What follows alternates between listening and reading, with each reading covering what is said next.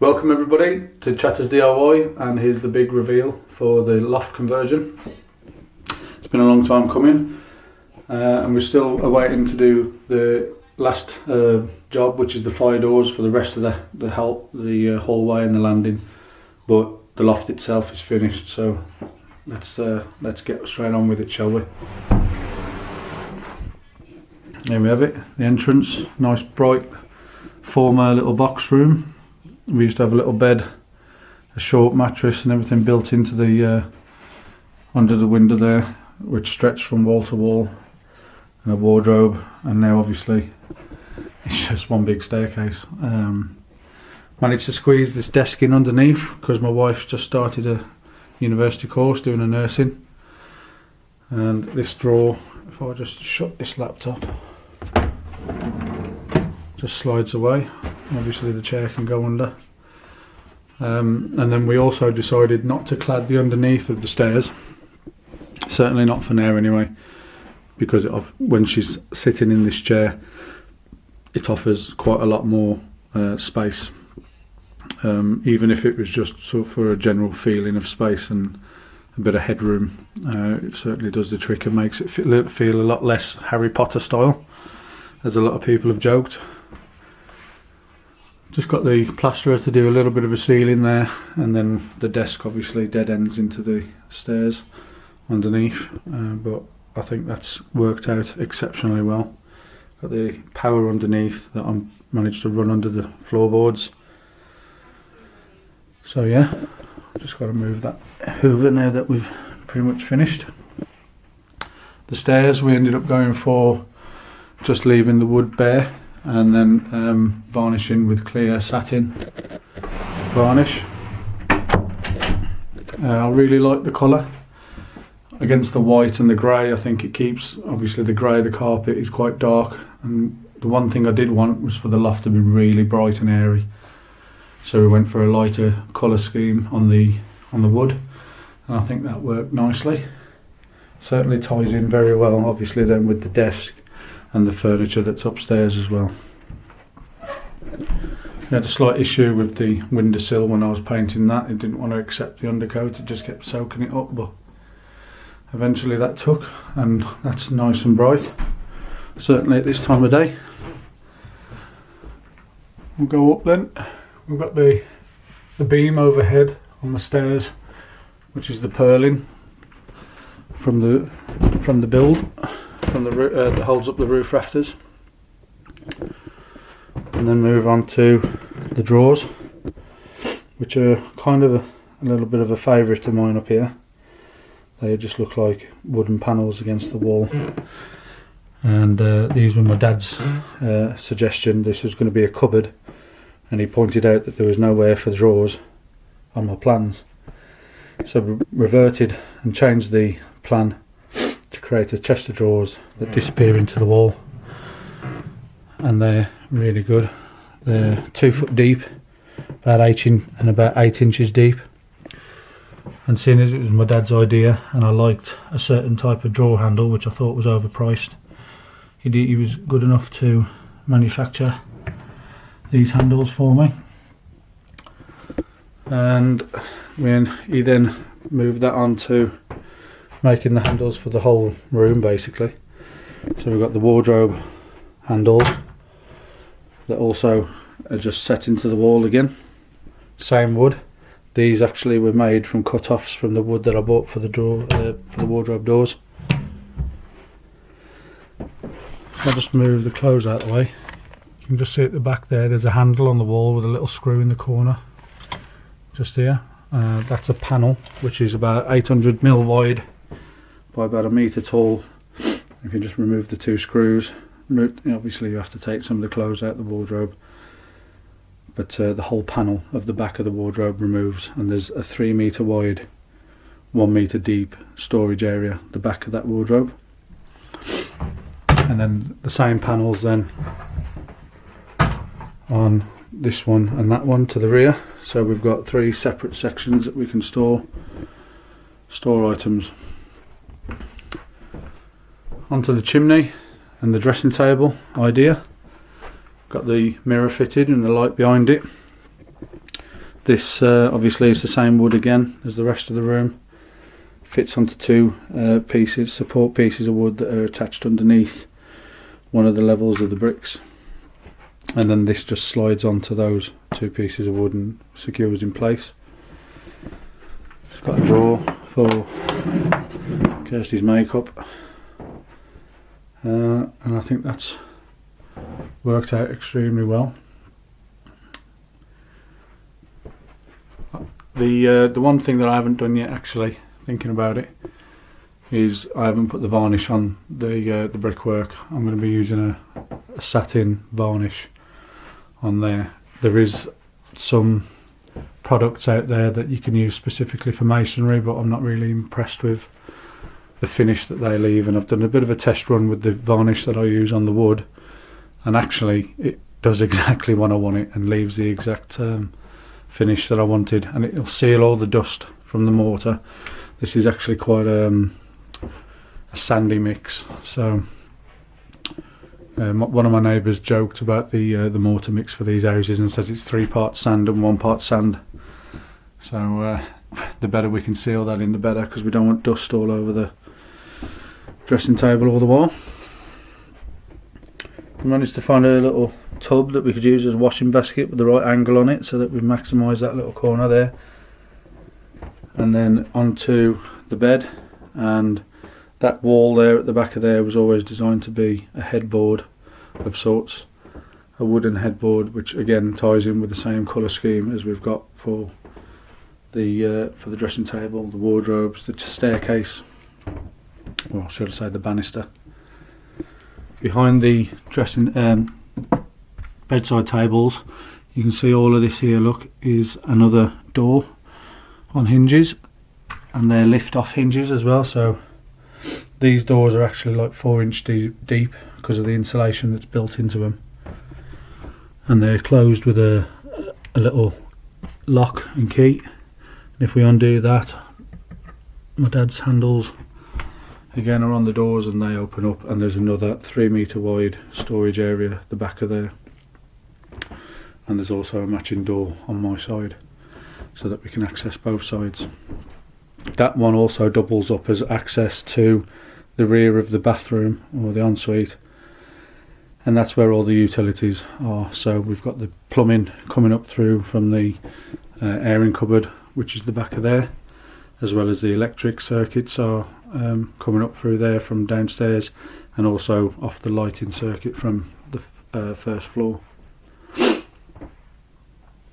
Then we've got the window, nice big window over the bed. I think it looks great.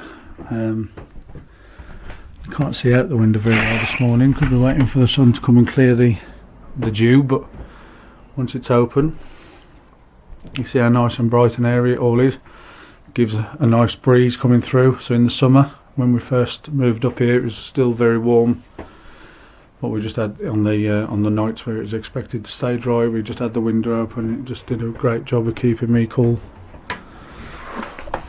Kirsty's a bit more of a snuggler upper in a duvet, but yeah. We've also got the built-in blinds, which are really effective, as you'll just noticed. Completely blackout.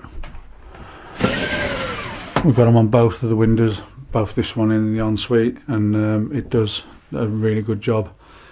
Both of us have the potential to do nights in our jobs, so that'll do nicely.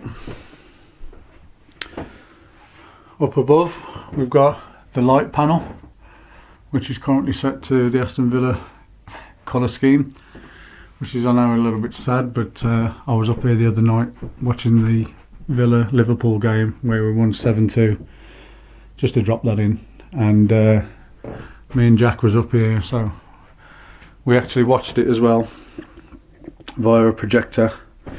I made a little stand for it to go on the end of the bed, and it's on a variable angle, and we angled the projector up at this part of the ceiling, and then obviously we had the match on a really big screen across here, lying on the bed, drinking a beer, watching an amazing performance.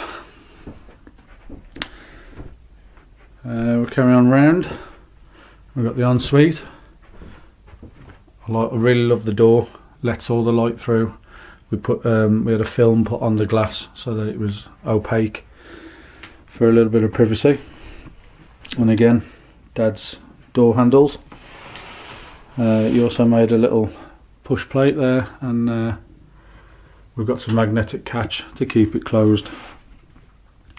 That worked out really nicely. One thing I do want to mention as well, these bedside tables, I'll just move this out of the way. If you look at that drawer front, it's got an opaque glass panel, and then the way that the door is framed and then the handle, it's exactly the same. It couldn't be any closer to being an exact match for this door here. Nice little feature I'd like to point out. Before I go too far, this is the bathroom now. One of my neighbours, Dan Bill, did a fantastic job with the tiling. We went for the white tiles with the anthracite instead of having like a grey theme, because we've already got a grey theme downstairs. And I tried to match the colour scheme of the room. So we've got white walls, dark flooring, and the dark flooring continues both on the floor and in the shower. And then basically did the same thing then for this little shelf area. This little area here is built out because we've got all the utilities under there that were just aforementioned that we can access from the rear. And the sink and the toilet were both reused from our old bathroom.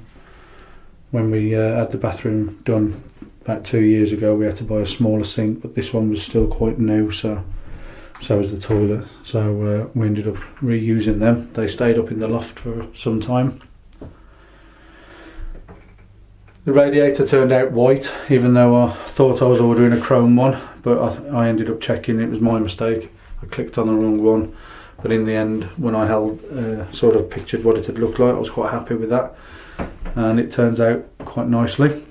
I've got a little recess in the wall here to put all the showering products, and we went for the electric shower predominantly because it's a good backup. We've got a mixer shower downstairs that's piped into the boiler, but if the boiler ever goes, then we've still got like a backup option of coming upstairs and everybody using this one. It's always a good idea. And then we've got the shower pull and the light and the fan. The fan, incidentally, some people aren't keen on fans, not fans of fans, because they're a little bit noisy, certainly on night time. But listen to this.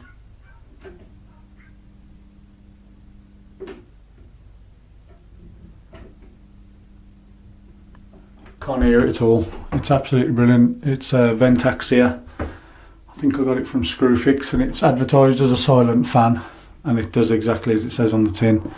It's absolutely like silent. You can only hear it if you have on a night time when everything else is quiet, and you literally have to just stand there and really listen, and you can just about make out a little tiny hum, but that's it. Got the same blind as in the other room, and again centre pivot windows.